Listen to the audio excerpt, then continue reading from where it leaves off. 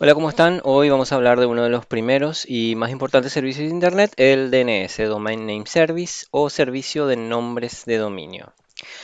Una de las cosas que hemos hecho en una práctica anterior fue configurar un número especial a nuestro equipo Linux, un número IP, el que va a servir para identificar nuestro equipo en una red. Cuando tenemos muchos equipos en una red y necesitamos poder identificarlos, manejar números se vuelve más difícil. Es muy difícil, por ejemplo, acordarse de memoria más de 20 números de celular. De hecho, yo probablemente me acuerdo 5 o 6 máximo. Y ahí es donde entra el servicio DNS. Permite ponerle un nombre humano, o mejor dicho, un nombre que un humano puede entender y recordar más fácilmente con un número. Por ejemplo, el número IP del servidor de ABC Color es 190.98.152.90, pero nadie usa ese número para poder entrar a ABC. Usamos www.abc.com.pi. Esto es porque es más sencillo asociar un nombre para identificar un equipo o un servicio que un número. En redes pequeñas, hablando de menos de 30 equipos, esto se soluciona mediante un archivo que se puede almacenar en cada equipo y que tiene una lista de nombres y los IP asignados a cada uno. Es el archivo etchost que ya habíamos tocado también en prácticas anteriores para poder tener una correspondencia a un nombre de dominio, por ejemplo para la página web, para el Apache que habíamos instalado, y un número IP. Voy a abrir una terminal.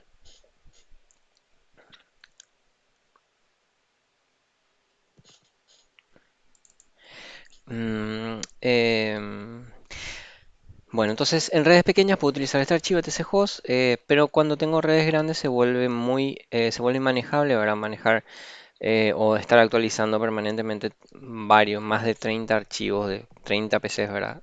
A la vez. Y a partir de ahí nace el servicio DNS. Vamos a ver, cat barra etc host. Vemos que habíamos agregado, ¿verdad? 10.02.15 como digo, dasu.com, 192.168.100.107 como digo, 7.com. El servicio más usado de DNS se llama BIN o Berkeley Internet Domain Service y nació en la época en que Internet estaba en pañales. En Linux, el servicio BIN se instala como un paquete especial llamado Named o NameDaemon y la función básica de un servicio DNS entonces es traducir nombres de host a números IPs, porque en verdad en Internet los equipos están identificados por el número IP y no por los nombres de los equipos o de los servidores.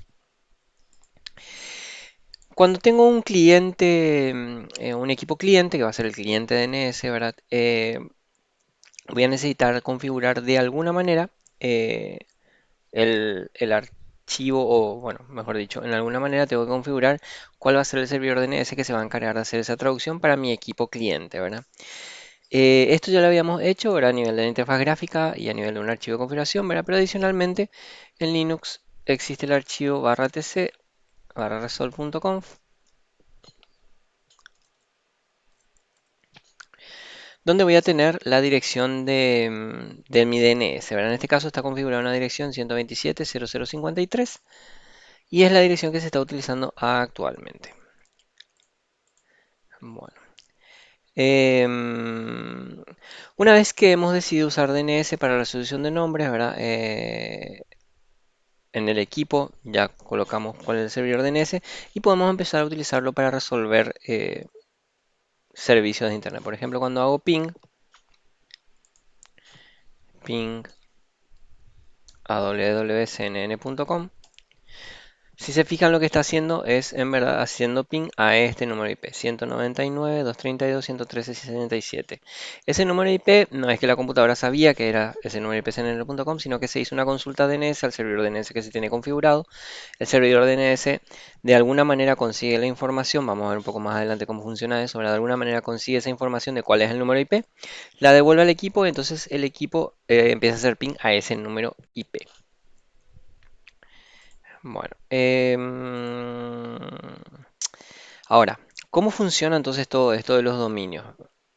Vamos a parar esto. Comencemos entendiendo que un dominio es un conjunto de sitios que están relacionados entre sí al pertenecer a cierta red determinada. Por ejemplo, el dominio uc.edu.pi de nuestra facultad es el conjunto de sitios que ofrece la Católica. Ahora, por ejemplo, www.uc.edu.pi,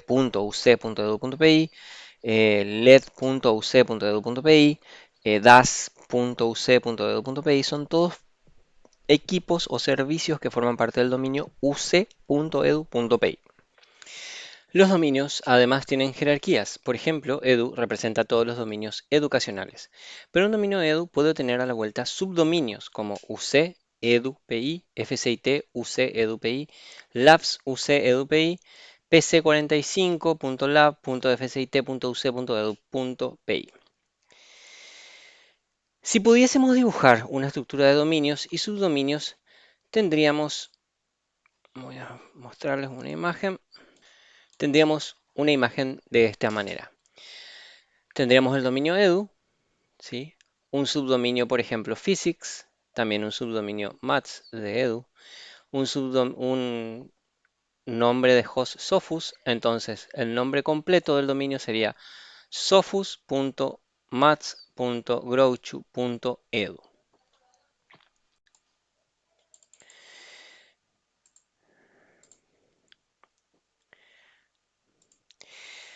Quizás todos conocemos los dominios más comunes como edu, com, org, net, gov, etc., pero existen muchos más. En los comienzos del DNS solo existían cuatro dominios y eran solo de Estados Unidos. Recordemos que allí comenzó Internet. Hoy en día estos cuatro dominios se conocen como Global Top Level Domains, dominios que no están ligados a ningún país. Adicionalmente están los Top Level Domains, que son dominios asociados y administrados por cada país, como por ejemplo .pi, .ar, .br, también conocidos como dominios territoriales. Este hecho es muy importante porque cada país maneja legislaciones distintas, lo que hace que sea más o menos conveniente estar en un país o en otro. Pirate Bay, por ejemplo, es un dominio que es ilegal en muchos países, pero es legal en otros. Los Global Top Level Domains son administrados por la ICANN, una organización internacional. La ICANN Corporation de Internet para la asignación de nombres y números es una organización sin fines de lucro y opera a nivel internacional y es la responsable de asignar las direcciones IP y de la administración del sistema de dominio. Existen a su vez dos categorías de dominio, los patrocinados y los no patrocinados. Los primeros reciben el apoyo de organismos privados, mientras que los segundos, por ser considerados de interés público, son mantenidos y regulados directamente por la ICANN. Los patrocinados siguen una política reglamentada fijada en forma compartida entre el ICANN y el organismo patrocinador. El uso de estas jerarquías de la administración delegada resuelve el problema de tener nombres únicos. Por ejemplo, abc.com, que es un sitio de noticias de Estados Unidos, no es lo mismo que abc.com.pi y además permite que la ICANN ceda la administración de los top level domains de cada territorio a cada país. En nuestro país, la entidad administradora de dominios es el NIC, la cual administra todos los dominios .pi. A su vez, el NIC puede vender la administración de subdominios de PI a otras entidades públicas o privadas. Por ejemplo, el dominio uc.edu.pi es administrado por el área de tecnología de la UCA. Entonces, cuando un host quiere acceder a www.abc.com.pi necesita saber el número IP. Entonces, le consulta a su servidor DNS configurado cuál es el número IP de ese servidor. Una vez que tiene ese número IP, se conecta a esa IP.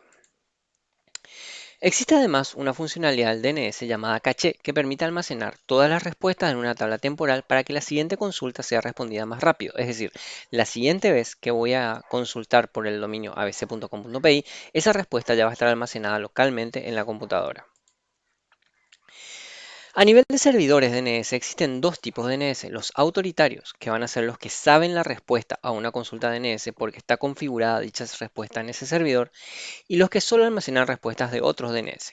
Los autoritarios suelen ser primarios o secundarios. En el primero se realizan las configuraciones que se van reflejando en el secundario, que es como un gemelo. La configuración del DNS se logra mediante los registros de recursos, que son finalmente líneas escritas en un archivo de texto que se asocia a un número IP o a un nombre de equipo. Estos registros pueden tener una clase y un tipo. La clase más común es la clase IN, que indica que es un registro de Internet.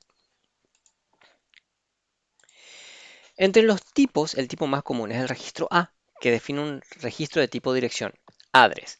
Existen otros tipos de registro como el common name, cname, que define un alias, el NS, que define cuál es el servidor de dominio de ese dominio, o name server, el registro MX, que define cuál es el servidor de correo, que es lo que habíamos visto en la clase anterior de correo. Ahora vamos a ver cómo configurar, cómo instalar y configurar un servidor DNS en nuestro equipo. Lo primero que vamos a hacer es pasarnos a root.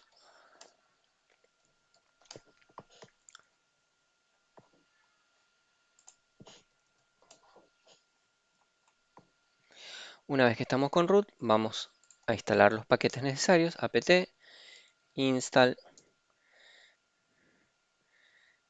bint 9, bint 9 utils, bint 9 doc y dns utils. Damos enter, le damos que sí. Como dijimos, la mayoría de los servicios que se instalan en Linux ya pueden ser usados, de ahí a que sean útiles es otro tema. Actualmente, si yo uso ya el servidor DNS, en verdad, puedo iniciar el servidor DNS, pero no va a ser muy útil porque no voy a tener configurada ni una zona. Cuando yo uso un servidor DNS, lo que estoy queriendo es poder, ya sea resolver consultas DNS de mis clientes o poder tener cedida la administración de un subdominio a la administración de este servidor. Por ejemplo, UCEDUPI probablemente es administrada, mejor dicho, seguramente es administrada, ¿verdad? Por la gente de la UCA y tienen un servidor DNS el cual van a configurar de cierta manera para poder definir todos los subdominios que ellos quieran dentro de lo que es UC Vamos a partir de la carpeta de configuración, que es /etc /bin, y acá vamos a tener una serie de archivos, que son los archivos por defecto. El primer archivo, el archivo principal de configuración, se llama etc_bin_named.conf. Vamos a abrirlo. Y lo que me pide, básicamente, lo que me dice es que, bueno, incluí estos otros archivos de configuración.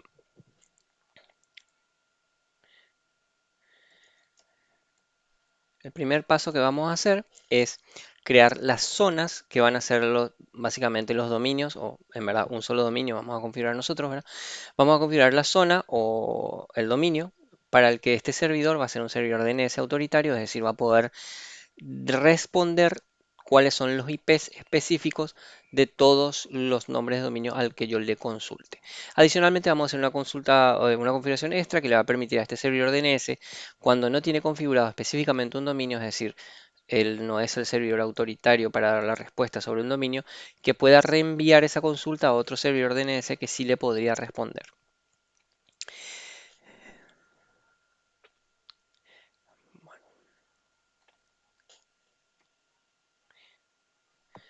Que vamos a abrir es el archivo named.com.local.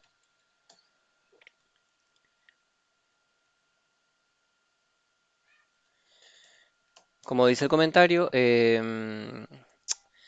agregar las zonas que voy a utilizar en mi servidor.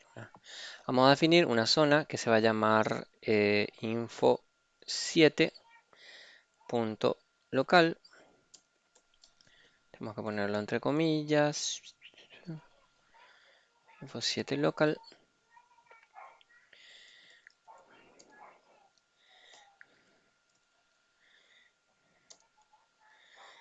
Esto va a ser el nombre de dominio. De tipo master va a ser un servidor de dominio primario.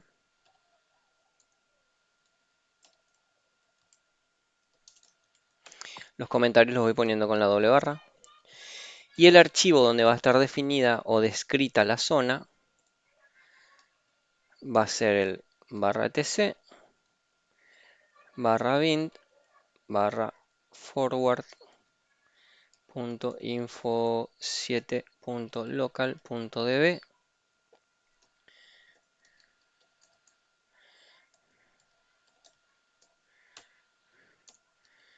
Va a ser la zona forward o la zona directa. Y una configuración extra que es allow update, que es si le voy a permitir a este servidor DNS que actualice la zona desde otro servidor DNS. Yo esto no quiero que lo haga. Le pongo no one.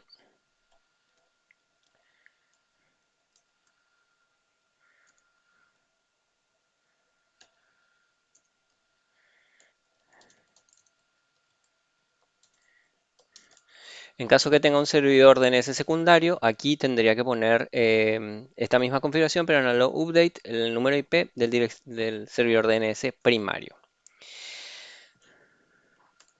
Cerramos la llave y terminamos el archivo de configuración con un punto y coma. WQ para guardar.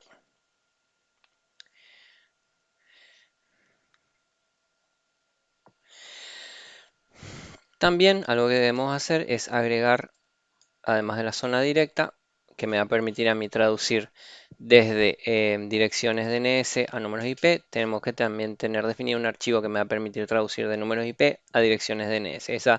Esas consultas se llaman consultas DNS reversas, porque lo que se hace es al revés. En vez de tener yo un DNS consultar por el IP, tengo el IP y quiero consultar cuál es el DNS. Vamos a ponerle zone.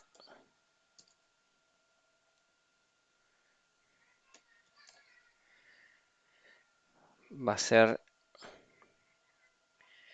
nuestro número IP es 192.168.100 algo, ¿verdad? Entonces la zona reversa tiene que estar nombrada con el número IP escrito en forma reversa. En nuestro caso, 100.168.in-other.arpa, que es como se tienen que llamar las zonas reversas.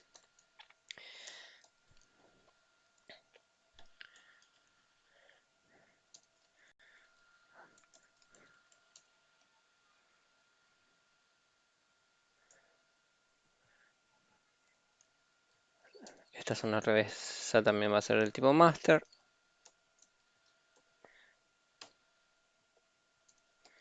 Que es un servidor primario, y el archivo va a estar ubicado en barra etc barra bind barra reverse punto info 7.local.db. Es otro archivo.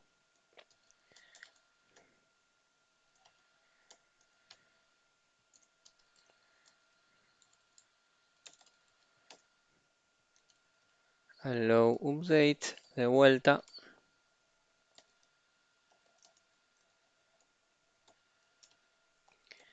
No one.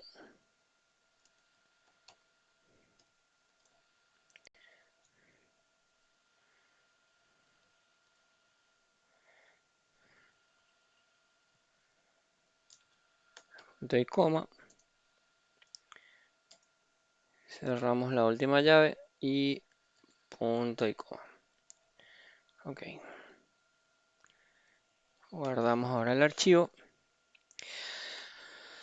Ok, instalamos el servicio DNS,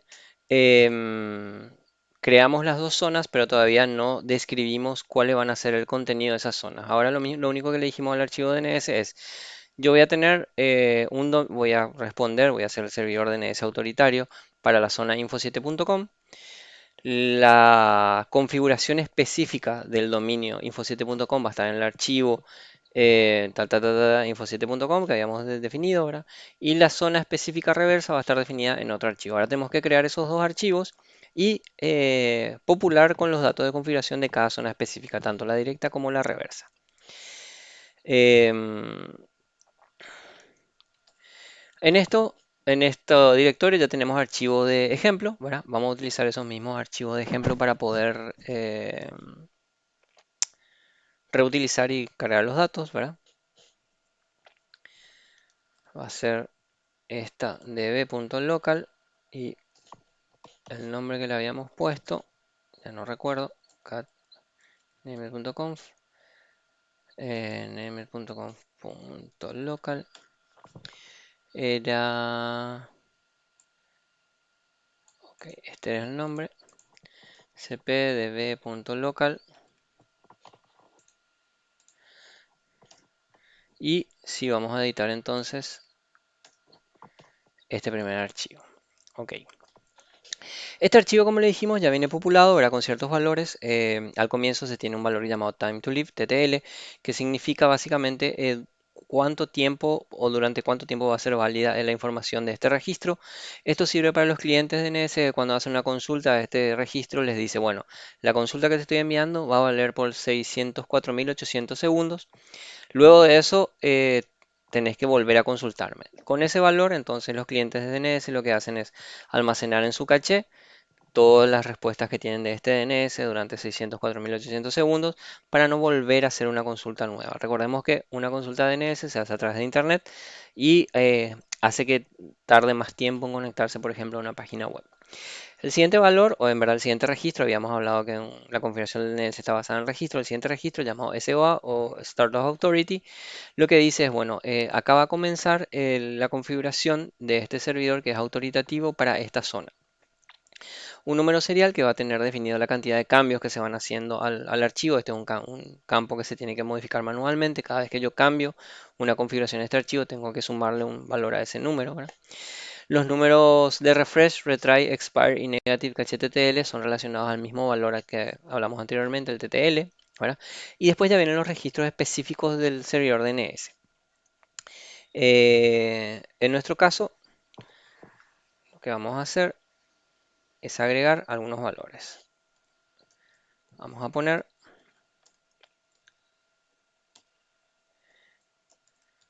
server info. En este archivo los comentarios se hacen con un punto y coma. Agregarle arroba in ns ns1.info7.com.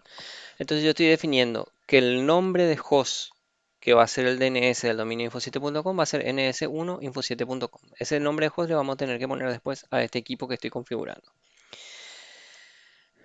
Adicionalmente le digo que ns1 va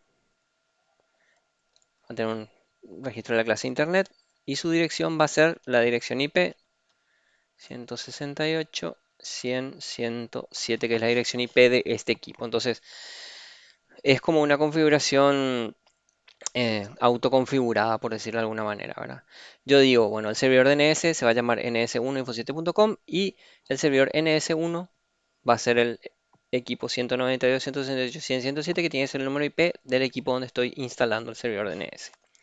Habíamos visto que yo podía configurar el registro eh, también de correo, ¿verdad? Acá le vamos a poner que ns1 también va a ser el servidor de correo.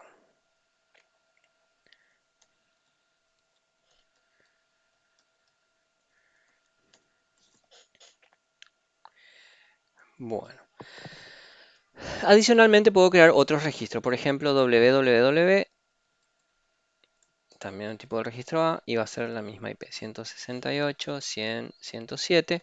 Si tuviese otros equipos con otros IP, yo puedo irlos cambiando, ¿verdad? Por ejemplo, FTP in a 192, 168, 100, 108, por decir así, ¿verdad? Bueno, y vamos a guardarlo. Lo siguiente que voy a hacer es un proceso similar, pero para la zona reversa. En la zona reversa yo voy a tener las columnas cambiadas, es decir, primero voy a definir cuáles van a ser los números IP y luego los nombres de DNS de esos números IP. Voy a hacer de vuelta lo mismo, lo que voy a hacer es copiar de un archivo que viene de ejemplo, que es el db127 y se llamaba reverse.info7.local.db. Voy a abrir el archivo. Si se fijan, tiene los mismos valores. Y algo interesante que vemos acá, como vemos, bueno, las direcciones están cambiadas. En este caso tengo primero el número IP, la clase de registro, el tipo de registro en este caso va a ser pointer, no va a ser address, ¿verdad? Porque en verdad estoy hablando de nombres de dominio de ese lado, ¿verdad? Voy a agregar de vuelta el valor de mi servidor DNS, ns1.info7.local. Después ns1 a 192, 168, 100, 107. 107, que era el último número de mi equipo, ptr ns1.info7.local. Luego también teníamos 107 in ptr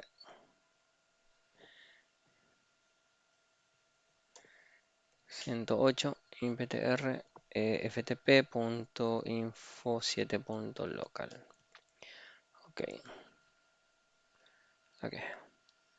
Hice, a ver, ok, ahí está. Ok. Así como otros servicios de Linux, el Bin también trae un programa que me va a permitir a mí verificar el archivo de configuración si está correcto o si tiene algún error, ¿verdad?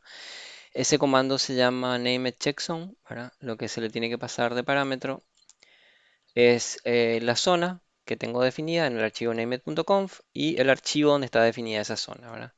Le doy Enter y si todo está ok, me va a decir, bueno, ok, ¿verdad? Vamos a probar también con la otra zona. .conf, .conf.local, la otra zona era 100, ok. Named check zone 100.178.192.in other.arpa y reverse. Me dice ok. Una vez que están ok las dos zonas, o al menos que verifique que están ok las dos zonas, vamos a darle systemctl enable bin 9 para que arranque al iniciar el servicio. ¿Verdad? Bueno, aparentemente ya está eso. Vamos a darle systemctl restart bin 9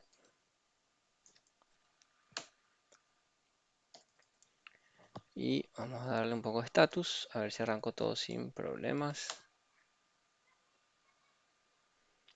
Está cargado y sin problemas. Ok, vamos a chequear si este servidor DNS está funcionando. En ese lookup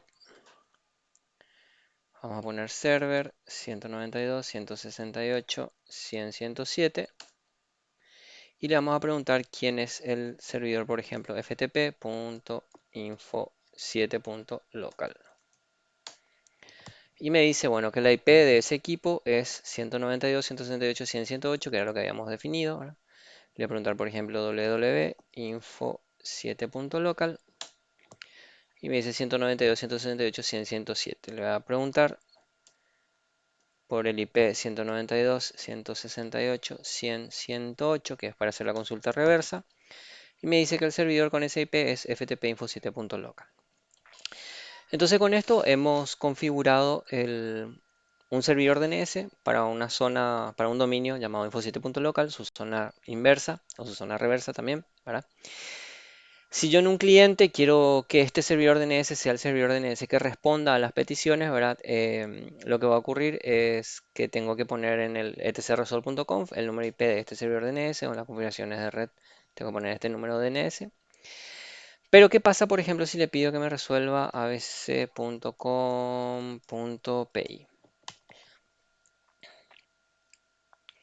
Si se fija en el servidor DNS, entonces no está pudiendo saber cómo resolver esta petición porque yo en ningún lugar le dije, bueno, cómo resolver ese dominio abc.com. Me dice, bueno, ahí me dice, no, no se puede encontrar abc.com.pi.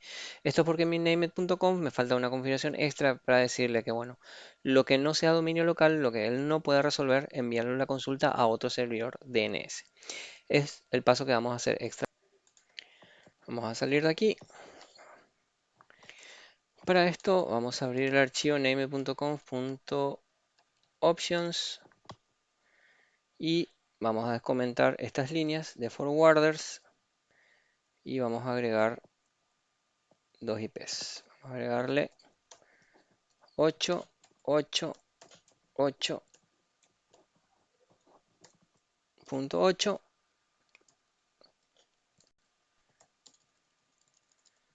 allow query que es permitir que le pregunten any, any, ok, y ahora sí volvemos a reiniciar, intentamos de vuelta, punto y abc.com.pi y ahora ya está respondiendo. Entonces vimos cómo configurar un servidor DNS, cómo hacer que sea un DNS primario para la zona info7.com, cómo además configurarlo para que sea un DNS de consulta para otros dominios, para que reenvíe la consulta, por ejemplo, a otro servidor DNS. Y bueno, con esto terminamos el semestre y es la última clase de este año. Muchas gracias por haberme acompañado durante todo el semestre y bueno, ya nos vamos a estar viendo en los exámenes.